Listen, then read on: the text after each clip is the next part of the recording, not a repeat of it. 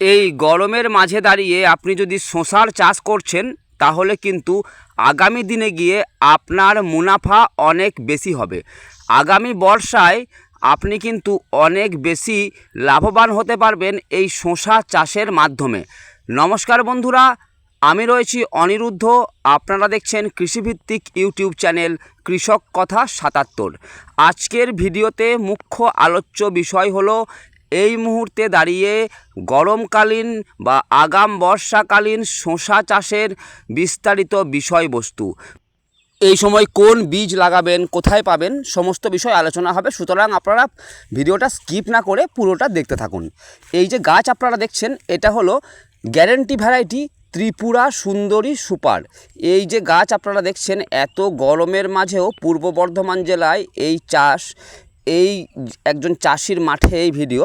তো আপনারা দেখুন, এত গরমের মাঝেও কিন্তু চাষি মাটিতে এত বৃষ্টিপাতের মধ্যেও সুন্দরভাবে গাছটাকে রাখতে পেরেছেন। এর একটাই কারণ, সঠিক বীজ নির্বাচন। যখন আপনি সঠিক বীজ নির্বাচন করছেন তখন আপনার কিছুটা হলেও রোগ জ্বালা কম লাগে গাছে এবং ফলনটা কিন্তু সঠিক পরিমাণে আপনি পান। এই যে ত্রিপুরা সুন্দরী সুপার আপনি মাঠে লাগালে তখন বুঝতে পারবেন এই গাছ কাঠা প্রতি 20 থেকে 25 বা 28 কেজি পর্যন্ত সর্বোচ্চ ফলন দিতে সক্ষম।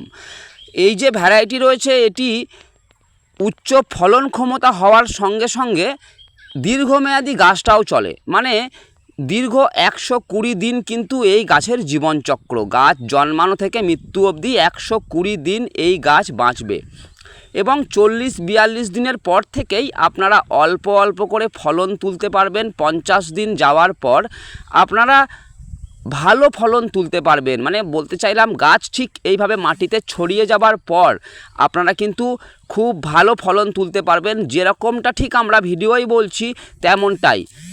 এই শসা আপনি আমাদের কাছ থেকে বাড়ি বসে পেয়ে যাবেন। আমাদের স্ক্রিনে দেওয়া কন্ট্যাক্ট নাম্বারে হোয়াটসঅ্যাপ অথবা ফোন করলে আপনি কিন্তু বাড়ি বসেই এই বীজ পেয়ে যাবেন। বন্ধুরা, এই সময় যে বৃষ্টি হলো, এর পরে আপনি আপনার শসা গাছ যদি মাঝারি বয়সে রয়েছে কি পরিচর্যা করবেন। দেখুন, জিঙ্ক, চিলেটেড জিঙ্ক যদি পাচ্ছেন, চিলেটেড ম্যাগনেসিয়াম যদি পাচ্ছেন, সেই দুটোর সঙ্গে 19-19-19 কিংবা 20-20-20 এই দুটোকে ব্যবহার করুন। যদি আপনি চিলেটেড জিঙ্ক বা ম্যাগনেসিয়াম না পাচ্ছেন, সেক্ষেত্রে অ্যারিজ কোম্পানির জিঙ্ক ম্যাগ এটাকেও ব্যবহার করতে পারেন। এর ফলে কি হবে বলুন তো, গাছের আবার ওই তরতাজা ভাবটা কিন্তু ফিরে আসবে। যদি আপনাদের গাছ এই রকম বেলায় পৌঁছে গেছে, মানে ফল ধরে গেছে আর কি, তখন আপনারা জিঙ্ক ম্যাগ বা চিলেটেড জিঙ্ক, চিলেটেড ম্যাগনেসিয়ামের সাথে সবসময় 0-52-34 এটাকে স্প্রে করবেন। এগুলো স্প্রে তো করলেন, কিন্তু বৃষ্টিপাতের জন্য গাছে কিন্তু যে পচা গলা, যেটাকে আপনারা ধসা, ডাউনি মিলডিউ, পাউডারি মিলডিউ এই ধরনের রোগ বলছেন, সেইগুলো তো আসবে কিন্তু, বা আসার সম্ভাবনা প্রবল হবে। ঠিক সেই সময় খাবারটা স্প্রে করার পরই আপনাকে, যদি মিডিয়াম গাছ, ছোট গাছ হয়, তাহলে কণিকা, ধানুকা কোম্পানির কণিকা কিংবা কপার, যে কপার ছত্রাকনাশক রয়েছে তার সঙ্গে ভ্যালিডামাইসিন কিংবা কাসুকামাইসিন, এইটাকে আপনাকে স্প্রে করে দিতে হবে। যদি আপনাদের গাছ এই রকম হয়েছে ফলন্ত, তখন আপনাদের কী করতে হবে কি, অ্যামিস্টার টপ কিংবা ওই ধরনের ছত্রাকনাশক যেগুলো ফলন্ত গাছের ক্ষতি করে না, গাছকে আরও সুন্দরভাবে ফলন্ত হতে সাহায্য করে, সেই ধরনের ছত্রাকনাশক স্প্রে করবেন। ফলন্ত গাছে ওষুধ যে কোনো আপনারা স্প্রে করছেন, খেয়াল রাখবেন সেই ওষুধটা ফলন্ত গাছে দেওয়া যায় কি না সেটা জেনে নেবেন, কারণ অনেক ওষুধ আছে যেগুলো ফলন্ত গাছে দেওয়া যায় না। যদি আপনি দিয়ে দিচ্ছেন তাহলে কিন্তু আপনাদের ফলন্ত গাছটা আফলন্ত হয়ে যাবে, মানে ফল আর আসবে না। নতুন করে যে ফল আসার কথা সেটা কিন্তু আসবে না। অনেক সময় আপনারা অনেক পোকার ওষুধ ব্যবহার করেন যেগুলো ছোট গাছে দেওয়ার, বড় গাছেও দিয়ে দেন। বড় গাছে কখনোই ছোট গাছে দেওয়া ওষুধ দেবেন না, এর থেকে আপনাদের ফলনের শতাংশ পরিমাণ কমে যাবে।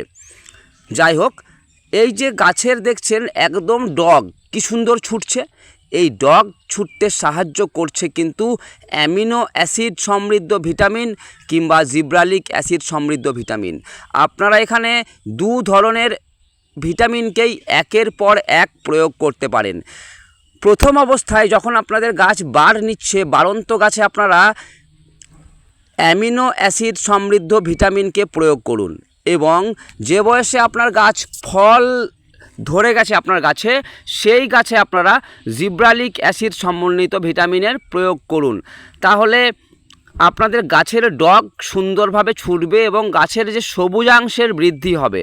গাছে এই সবুজাংশ মানে ক্লোরোফিল বৃদ্ধি পেলে গাছে খাবার তৈরি করার প্রবণতা বাড়বে, খাবার তৈরির পরিমাণ বাড়বে, সুতরাং আপনার ফলের সাইজ ওজন বাড়বে। বন্ধুরা, ফলন্ত গাছের ক্ষেত্রে বোরন একটি অতি প্রয়োজনীয় অনুখাদ্য। সেটাকে কিন্তু আপনারা সাপ্তাহিকভাবে একবার স্প্রে করবেন 5 থেকে 6 দিনের অন্তর। আমি তো আগেই বললাম 05234 আপনারা স্প্রে করবেন, সঙ্গে আপনারা 0050 এটাকেও স্প্রে করতে ভুলবেন না। ফলন্ত গাছের ক্ষেত্রে এই NPKগুলো খুবই গুরুত্বপূর্ণ হয়ে ওঠে, কারণ মাটি থেকে পুরোপুরি খাবারটা গাছ পায় না, যতটা সেই ফলন্ত গাছটার ফলে পাঠানোর জন্য প্রয়োজন হয়। সেই কারণে আপনাকে বাইরে থেকে এই 05234 বা 0050 বা বোরন, ক্যালসিয়াম বা অনুখাদ্যের মতো যে খাবারগুলো রয়েছে, যেগুলো মাইক্রো বা ম্যাক্রো নিউট্রিয়েন্ট নামে পরিচিত, সেগুলো আপনাকে বাইরে থেকে স্প্রে করে দিতে হবে। তাহলেই দেখা যাবে আপনার ফলগুলো একদম সুন্দর গোলাকার সঠিক আকার নিচ্ছে এবং সঠিক উৎপাদন দিচ্ছে। প্রত্যেকটা ফলের ওজন একরকম বা সঠিক পরিমাণে হচ্ছে।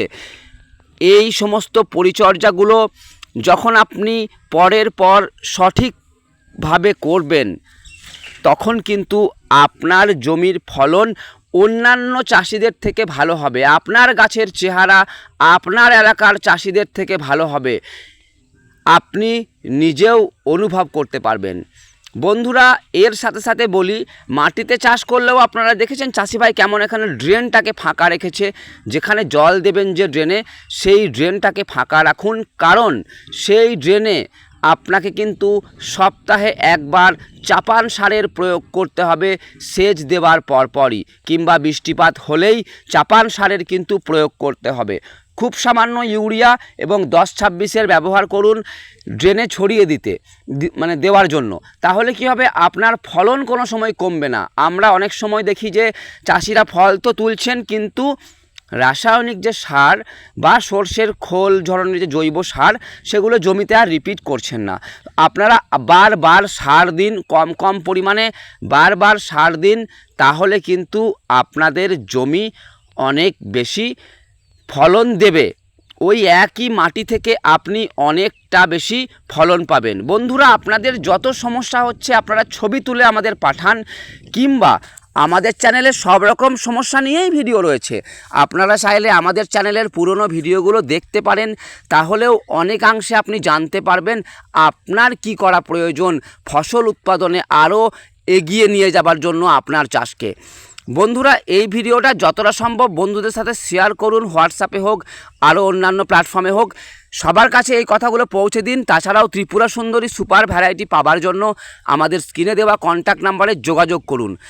এই ভিডিওটা লাইক করুন এবং এই চ্যানেলটাকে অবশ্যই সাবস্ক্রাইব করুন। আপনাদের একটা সাবস্ক্রিপশন আমাকে অনেকটা উৎসাহ প্রদান করে আপনাদের কাছে এই রকম নতুন মাঠের ভিডিও উপস্থাপন করার জন্য।